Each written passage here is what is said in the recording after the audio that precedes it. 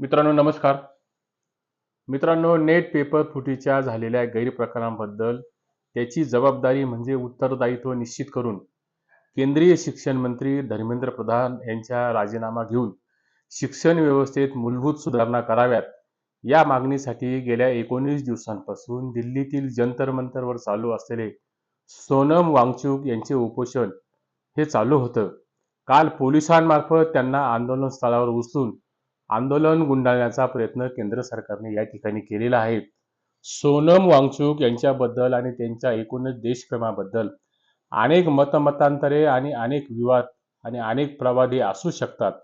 तो मात्र स्वतंत्र आणि वेगळा विषय या ठिकाणी असू शकतो.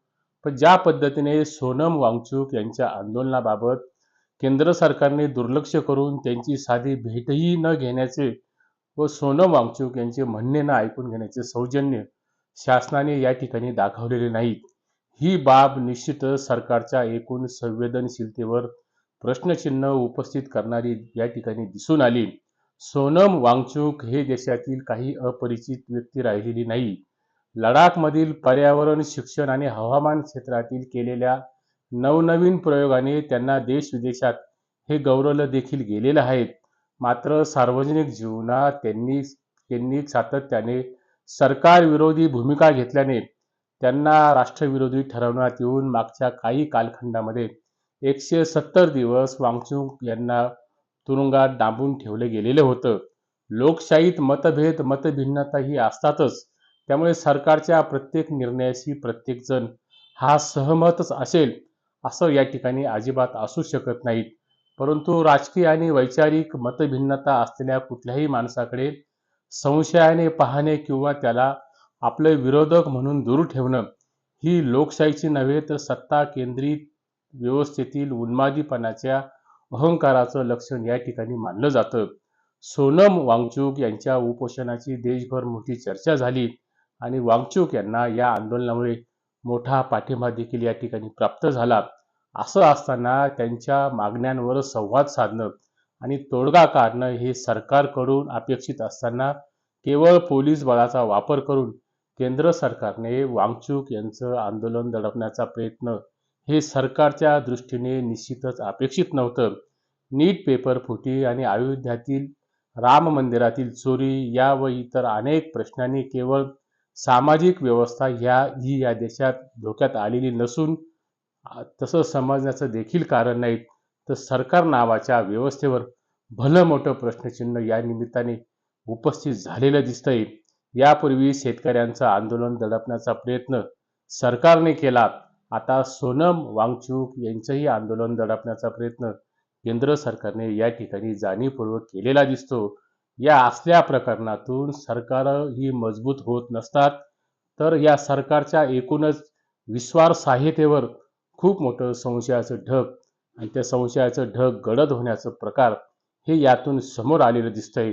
भारत हा जगातील सर्वात तरुण युवक असलेल्या देशांपैकी एक देश हा मानला जातो.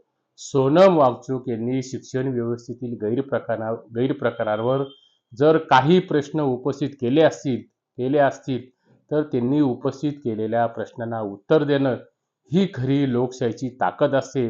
निवडणुका लढवणं आणि निवडणुका जिंकणं ही लोकशाही ठरत नाहीत, तर विरोधी पक्षांच्या मतांचा आदर करण्यात ही खरी लोकशाही असते.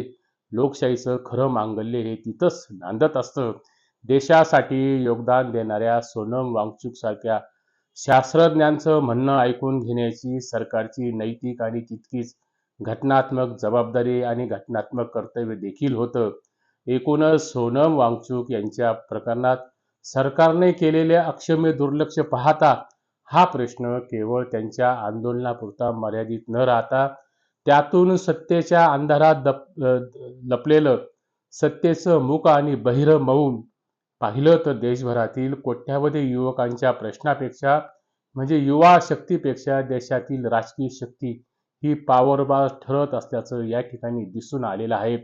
आणि म्हणूनच नागरिकांच्या आणि शेतकऱ्यांच्या भवितव्याशी संबंधित असलेली आंदोलनं ही केंद्र सरकारने दडपण्याचा प्रयत्न केलेला आहे. नवे ते आंदोलन दडपण्याचा प्रयत्न मागच्या काळात देखील सातत्याने झालेला आहे.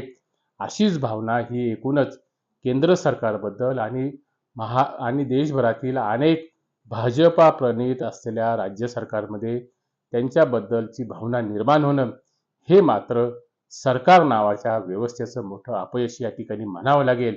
आपल्याला काय वाटतं?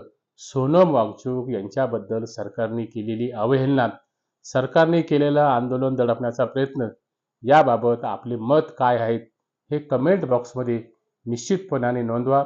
तुर्तास एवढेच. व्हिडिओला लाईक, चॅनलला सबस्क्राईब करा. नमस्कार.